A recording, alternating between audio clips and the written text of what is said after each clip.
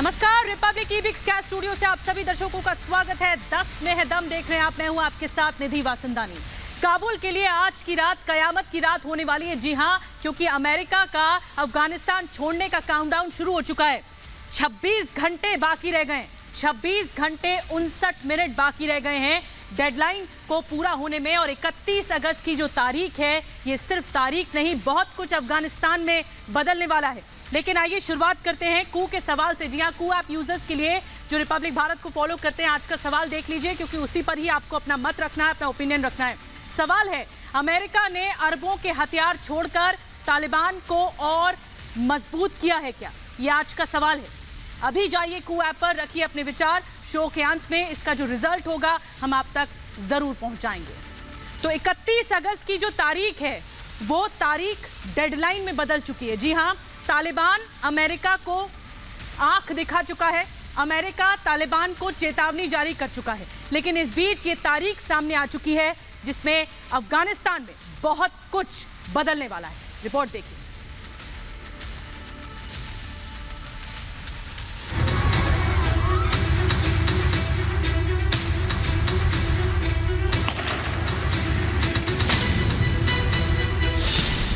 बस एक दिन बाकी, काबुल होगा खाली।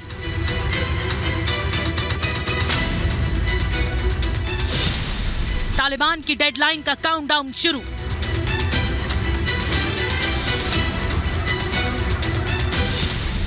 सत्ताईस घंटे बाद तालिबान के हवाले अफगानिस्तान।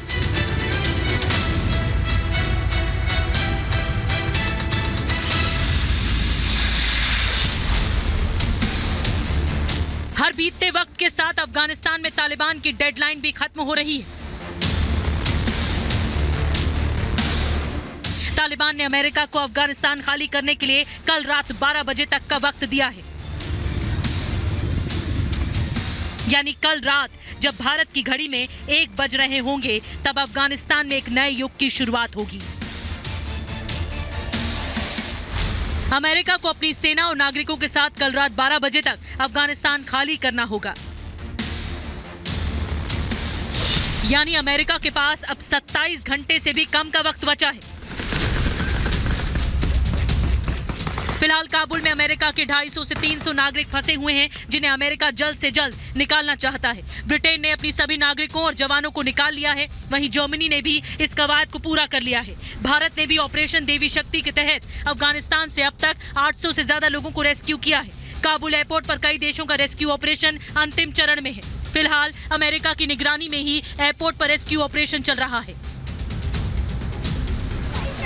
तालिबान के आतंकी काबुल एयरपोर्ट के बाहरी क्षेत्र में मौजूद हैं, जबकि आंतरिक सुरक्षा का जिम्मा अमेरिकी सेना के ही हवाले है। काबुल एयरपोर्ट की सुरक्षा में सबसे अहम रोल अमेरिकी मिसाइल डिफेंस सिस्टम निभा रहा है। आज भी जब ISIS के आतंकियों ने काबुल एयरपोर्ट को निशाना बनाने की कोशिश की, तो अमेरिका के मिसाइल डिफेंस सिस्टम ने ही कई निर्दोष लोगों की जान बचा ली।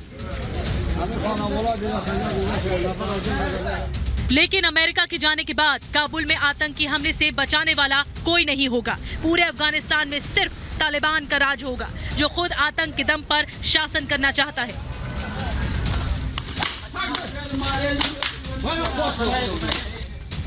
ISIS खुरासान ने 26 अगस्त को काबुल एयरपोर्ट पर एक के बाद एक आत्मघाती हमले किए, जिसमें 170 लोगों की मौत हो गई, जबकि 200 से ज्यादा लोग गंभीर रूप से घायल हुए।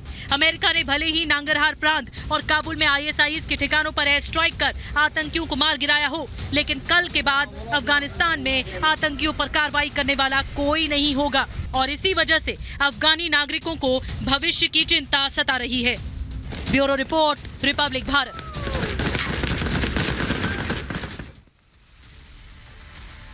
और जब मुंह में खबर हो और बगल में बंदूक ताने तालिबानी अपनी जुबान बोलने को मजबूर करवा रहे हों, तो आप समझ सकते हैं कि अफगान मीडिया इस वक्त कितनी बंदिशों में होगी, कितना कुछ बर्दाश्त कर रही होगी। और यही हुआ जब स्टूडियो में तालिबानी आतंकी बंदूकधारी खड़े हुए थे और न्यूज एंकरिंग करवाई जा रही थी।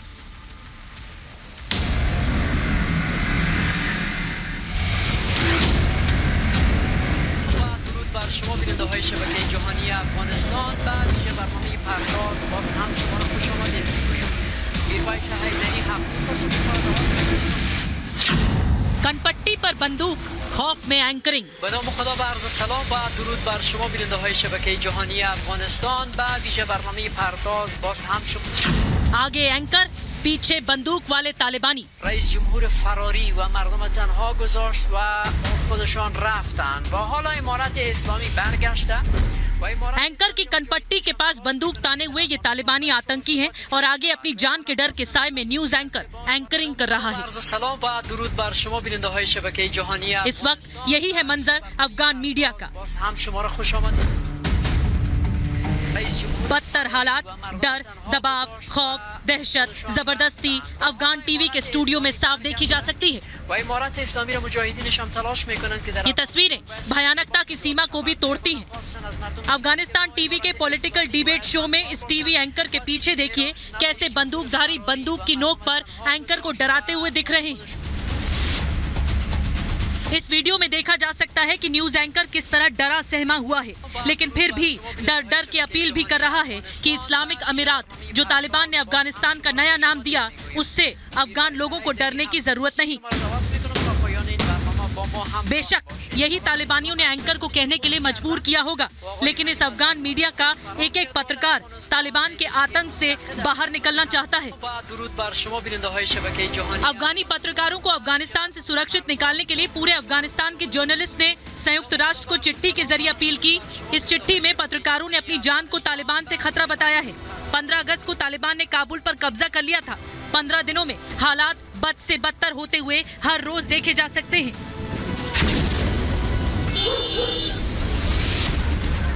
به نام خدا लेकिन इन तस्वीरों को देखकर ये याद दिलाना जरूरी है कि तालिबान ने ये दावा किया था कि हम स्वतंत्र मीडिया के पक्षधर हैं।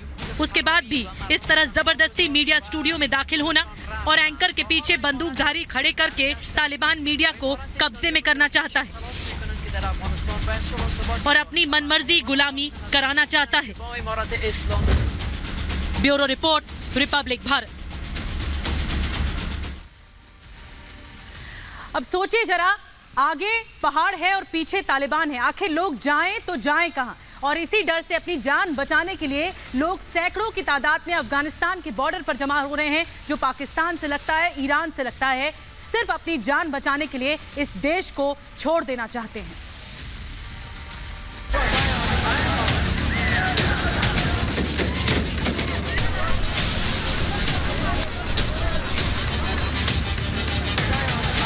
खौफ क्या होता है, दहशत क्या होती है और जिंदगी बचाने की जद्दोजहद क्या होती है, ये बताने के लिए स्क्रीन पर दिख रही तस्वीरें ही काफी हैं। तस्वीरें उसी अफगानिस्तान की हैं जहां आज तालिबान की तूती बोल रही है और जनता जान बचाने के लिए अफगानिस्तान से निकल भागने के लिए रास्ता तलाश रही है, चाहे वो रास्ता कोई भी क्यों ना हो। अफगानिस्तान छोड़कर भाग रहे हैं आम लोग, पहाड़ पर चढ़कर दूसरी ओर जाने की कोशिश हो रही है। ये तस्वीरें बता रही हैं कि तालिबान का खौफ कितना ज्यादा है। लोग सब कुछ छोड़कर अपनी जान पर खेलकर देश से भाग जाना चाहते हैं। ये तस्वीरें अफगानिस्तान ईरान सीमा की बताई जा रही हैं। सैकड़ों लोग पहाड़ी पार करके भागने की कोशिश कर रहे हैं। जरा देखिए कैसे लोग पहाड़ी पर चढ़ाई करने की कोशिश कर रहे हैं। ये लोग किसी भी तरह अफगानिस्तान छोड़कर दूसरे मुल्क जाने की कोशिश कर रहे हैं। तालिबान का डर इतना है कि ये लोग किसी भी तरह यहाँ से भाग जाना चाहते हैं। ये तस्वीरें बता रही हैं कि तालिबानियों ने अफगानिस्तान को सिर्फ 15 दिन में कैसा नर्क बना दिया। और सवाल ये कि 31 के बाद क्या होगा। अमेरिका को तालिबान के अल्टीमेटम का सिर्फ एक दिन बचा है। 31 अगस्त तक अमेरिका को अफगानिस्तान से अपनी सेना को पूरी तरह हटाना है और इस बात का डर है कि 1 सितंबर से अफगानिस्तान में त्राहिमाम मच सकता है। Bureau report, Republic Bharat. और अब तो सिर्फ 26 घंटे बाकी रह गए इस अल्टीमेटम को खत्म होने के लिए। एक बड़ी खबर आपको बता दें कि तालिबानी तेजी से पंजशीर की तरफ कूच कर रहे हैं, पंजशीर के पहाड़ों की तरफ कूच कर रहे हैं। ये बड़ी खबर इस बीच आपको बता रहे हैं। और भारी टैंकों के साथ, असलों के साथ भारी हथियार उनके हाथ में है। तालिबानी आतंकियों का बड़ा जत्था इस वक्त पंजशीर की ओर जाते हुए देखा जा सकता है। तस्वीरें आपको दिखा रहे हैं कि किस तरह पंजशीर की ओर कूच कर रहे हैं। पंजशीर पर कब्जा जमाना चाहते हैं तालिबानी और इस वजह से लगातार कूच किया जा रहा है पंजशीर की ओर। लेकिन अहमद मसूद के लड़ाके भी लगातार जवाब दे रहे हैं। चुनौती बड़ी है लेकिन ये जंग के लिए तैयार हैं। अब तक तालिबान का जो आतंक है पंजशीर से दूर ही रहा है और पंजशीर के लड़ाके लगातार जवाब भी दे रहे हैं। और एक और बड़ी खबर इस बीच बता दें, मसूद सेना के प्रवक्ता का बयान सामने आया है।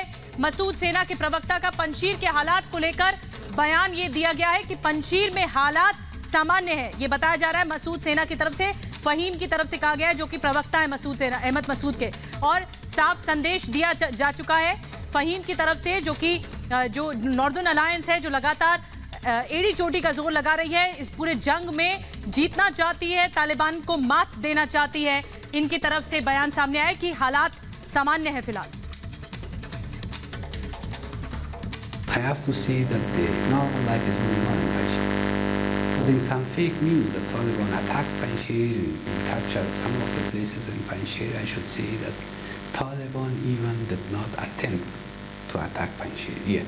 Of course they may attack later, but yet there wasn't any clash between Taliban and the National Resistance Front of Afghanistan. But we don't want to achieve these goals through fighting.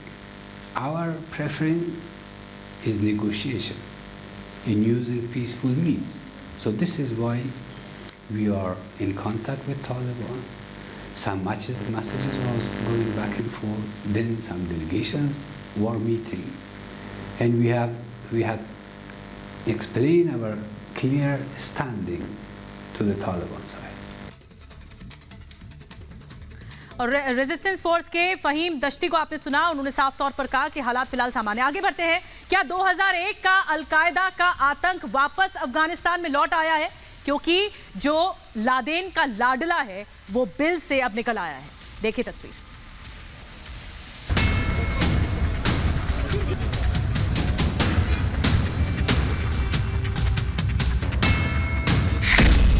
Al Qaeda की घर वापसी, bill से निकला Laden का लाडला। अफगानिस्तान की सत्ता पर काबिज होने से पहले तालिबान ने अमेरिका से जो वादा किया था, ये तस्वीरें उस वादे से मुकरने का सबूत है। तस्वीरें अफगानिस्तान के नांगरहार प्रांत की हैं, जहां सुरक्षा के कड़े इंतजाम के बीच गाड़ियों का काफिला निकल रहा है। इस काफिले में कोई और नहीं बल्कि आतंकी ओसामा बिन लादेन का लाडला अमीन अल हक है। अब तक तोरा बोरा की पहाड़ियों में छिपा अमीन उल हक अब अपने घर नांगरहार लौट आया है। ये तस्वीरें इस बात का सबूत है कि तालिबान राज में आतंकवाद फलता फूलता है। नांगरहार प्रांत में अमीन उल हक की एंट्री का मतलब है कि अफगानिस्तान में अब अलकायदा की घर वापसी हो चुकी है। अमीन अल हक की पहचान अलकायदा के सबसे खूंखार आतंकी के तौर पर होती है। अमीन अल हक की मुलाकात ओसामा बिन लादेन से 1980 के दशक में हुई, जिसके बाद अमीन अल हक ओसामा का बेहद करीबी बन गया। साल 2001 में जब अलकायदा अपने चरम पर था और अमेरिकी सेना ओसामा बिन लादेन को ढूंढ रही थी, तब लादेन की सुरक्षा का जिम्मा अमीन अल हक के पास ही था।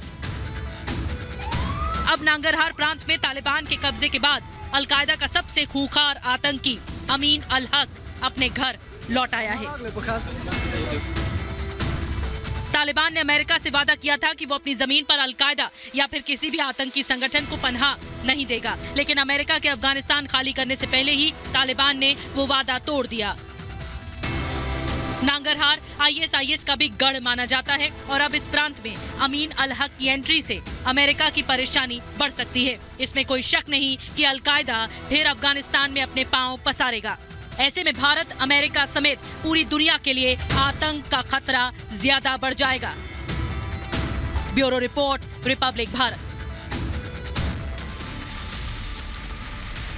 इस बीच काबुल के हालात लगातार बिगड़ते जा रहे हैं। काबुल में आज वो हुआ जिसकी कल्पना किसी ने नहीं की थी। रॉकेट वाली कार से हमला किया गया, रॉकेट दागे गए, लेकिन गनीमत रही कि अमेरिकी डिफेंस सिस्टम ने इस हमले को रोक दिया, इस हमले को नाकाम कर दिया।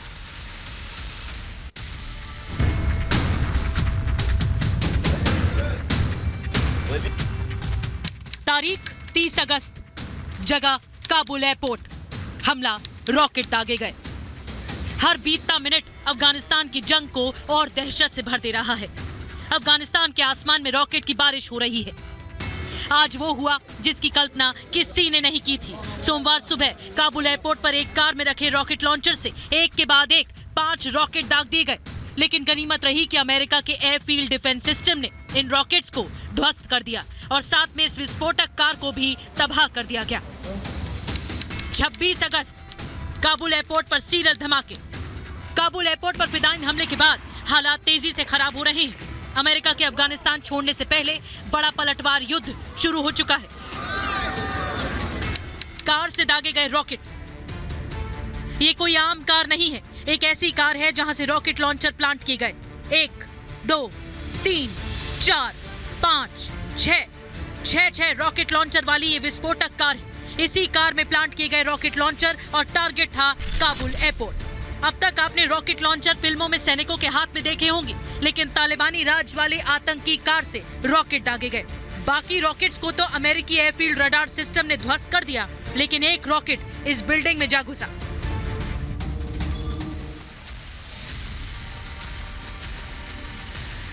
तो अमेरिका को अल्टीमेटम को लेकर ये डिटेल्ड कवरेज रिपब्लिक भारत पर जारी रहेगी। और शो के शुरुआत में हमने आपसे सवाल पूछा था कू ऐप यूजर्स के लिए, जिस पर आपको मत रखना था। सवाल ये था कि अमेरिका ने अरबों के हथियार छोड़कर तालिबान को और मजबूत कर दिया है क्या? ये सवाल था, आपने अपनी राय रख दी है और आपके ओपिनियन के मुताबिक 97% लोगों का हाँ में जवाब है और 3% लोगों का ना में जवाब है। तो फिलहाल 10 में दम में आज के लिए बस इतना है।